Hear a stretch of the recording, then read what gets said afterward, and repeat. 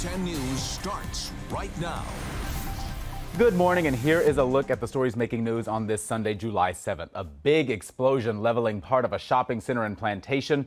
23 people were hurt. 19 of those were rushed to the hospital, 2 with serious injuries. The blast appears to have come from a gas line at a pizza parlor off South University Drive.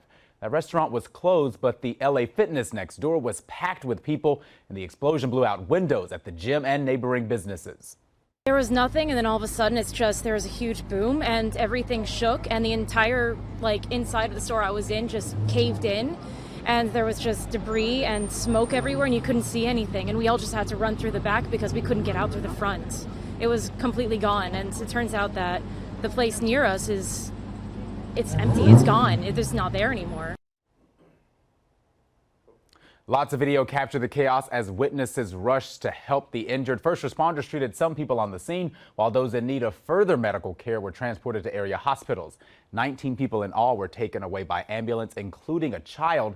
Most of those patients have already been released. That's the good news there, and the remaining 2 have been upgraded to fair condition.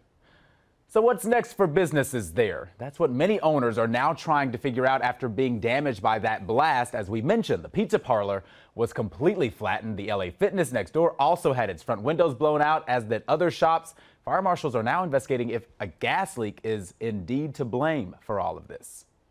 Listen to Local 10's podcast, The Florida Files, wherever you are, whenever you want. Just say, Alexa, play the Florida Files podcast. Getting the latest episode of Florida Files. Here it is from TuneIn. Previously on the Florida Files. Or just ask Siri, I want to hear the latest Florida Files podcast. Here's the newest episode of the Florida Files.